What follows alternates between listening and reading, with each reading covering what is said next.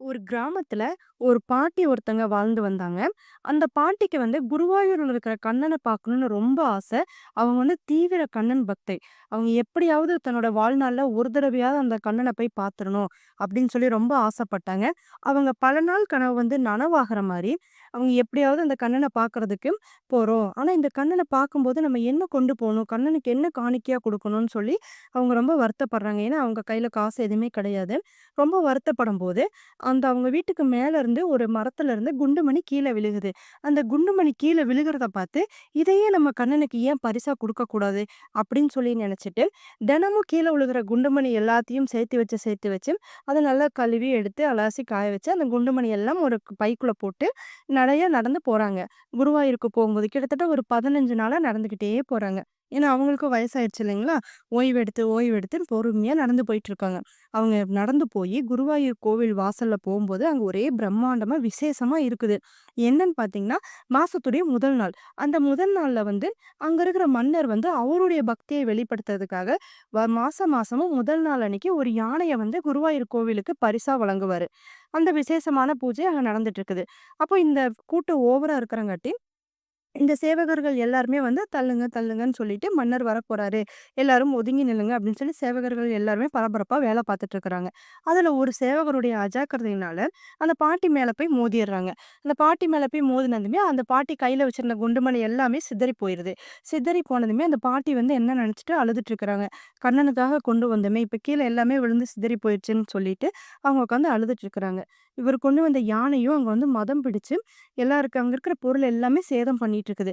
இந்த மன்னருக்கும் எதுவுமே புரியல. என்ன திடீர்னு யானை இப்படியெல்லாம் பண்ணிட்டு இருக்குது. இங்க ஏதோ தப்பா நடக்குது அப்படின்னு சொல்லிட்டு, அங்க கோவிலுக்குள்ள இருக்கிற குருக்கள் எல்லாத்தையும் இந்த மன்னர் கூப்பிட்டுட்டு, "இங்க என்ன நடந்துட்டு இருக்குன்னு ஒண்ணும் புரியல. நீங்க பிரசனம் போட்டு பாருங்க." அப்படின்னு சொல்லி சொல்லும்போது, குருக்கள் எல்லாரும் சேர்ந்து பிரசனம் போட்டு பார்க்குறாங்க. அதுக்கான சரியான விடை எதுவுமே கிடைக்கல. இவங்க எல்லாருமே அந்த கண்ணன் கிட்டயே கேட்கலாம் வாங்கன்னு சொல்லிட்டு, கண்ணன் முன்னாடி நின்னு கண்ணன் கிட்டயே கேட்குறாங்க. "ஏங்க இந்த மாரி சம்பவம் எல்லாம் நடந்துட்டு இருக்குது? எங்களுக்கு இதுக்கான விடை சொல்லுங்கன்னு" சொல்லி கேட்கும்போது, உள்ள இருந்து ஒரு சவுண்ட் மட்டும் வருது. அசரீரி மட்டும் கேட்கும்போது, இந்த அசரீரி என்ன சொல்லுதுன்னா, என் மேல தீவிரமா பக்தி ஒருத்தங்க என்ன பார்க்க வந்திருக்கிறாங்க. அந்த பக்தியை நீங்க கீழ தள்ளி விட்டுட்டீங்க. அவங்க கொண்டு வந்த குண்டுமணி எல்லாமே அங்க சிதறி விழுந்துருச்சு. ஸோ எனக்கு இப்ப இங்க அந்த பக்தியையும், அவங்க கொண்டு வந்த குண்டுமணியும் எனக்கு காணிக்கையா குடுங்க. அப்படின்னு சொல்லிட்டு அந்த அசரீரி ஸ்டாப் ஆயிருது. அப்போ அங்க இருக்கிறவங்க எல்லாரும் என்ன நினைக்கிறாங்க, மன்னன் ஆணையிடுறாரு. அவங்க யாருன்னு போய் கண்டுபிடிச்சு கூட்டிட்டு வாங்க. அப்படின்னு சொல்லி ஆணையிடும்போது, அங்க இருக்கிற சேவகர்கள் எல்லாருமே போய் ஒருத்தரையா கேட்டுட்டு இருக்கிறாங்க அந்த மக்கள பார்த்து. "நீங்க என்ன கொண்டு வந்தீங்க? என்ன காணிக்கை கொண்டு வந்தீங்க?" அப்படின்னு சொல்லி ஒவ்வொருத்தரையா கேட்கும்போது, இங்க ஒரு பாட்டி உட்காந்து அழுதுட்டு இருக்கிறாங்க. அது ஒரு சேவகர் பார்த்து, "ஏன் இங்க உட்காந்து அழுதுட்டு இருக்கிறீங்கன்னு?" கேட்கும்போது, "நான் கொண்டு வந்த குண்டுமணி எல்லாமே கீழ சிதறி விழுந்துருச்சு. இப்ப எனக்கு கண்ணன் கிட்ட குடுக்குறதுக்கு ஒண்ணுமே கிடையாது." அப்படின்னு சொல்லி அழுகும்போது, அந்த சேவகருக்கு ஒரே மகிழ்ச்சி. அப்ப என்ன பண்றாங்க, உங்கள தான் கண்ணனே உங்கள பார்க்கணும்னு சொல்லி அவரே எங்ககிட்ட சொல்லியிருக்கிறாரு." அப்படின்னு சொல்லும்போது, இந்த பாட்டிக்கு ஒரே சந்தோஷமாயிருச்சு. அந்த கண்ணனே என்ன பார்க்கணும்னு சொன்னாரா? அப்படின்னு சொன்னதுமே, இவங்க எல்லாமே அந்த கீழ விழுந்த குண்டுமணி எல்லாத்தையுமே இந்த சேவகர்கள் எல்லாம் கலெக்ட் பண்ணி எல்லாத்தையும் ஒரு பைக்குள்ள போட்டு கொண்டு வந்துர்றாங்க. அங்க அந்த உருளியில பூவெல்லாம் அழகா அலங்கரிச்சு வச்சிருக்கிறாங்க. அந்த பூ எல்லாத்தையும் எடுத்துட்டு, இந்த பாட்டி கொண்டு வந்த குண்டுமணி எல்லாத்தையும் அந்த உருளியில போட்டுர்றாங்க. போட்டுட்டு எல்லாருமே சாமி கும்பிடுறாங்க. ஸோ அந்த இடத்துல இன்னமும் அத பாரம்பரியமா வழக்கத்த கடைப்பிடிச்சுட்டு வராங்க. நீங்க இப்ப குருவாயூர் போனீங்கனாலுமே, அந்த உருளைக்குள்ள குண்டுமணி இன்னமும் அங்க இருக்கும்.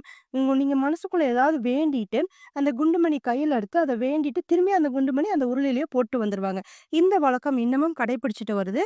ஸோ நம்ம கடவுள் மேல முழு நம்பிக்கையா, பக்தியா இருந்தாலே போதும். நம்மளுடைய பக்திய கண்டிப்பா அந்த கடவுள் எடுத்துக்குவாரு அப்படிங்கிறதுக்கான உதாரணமான கதை தான் இந்த கதை.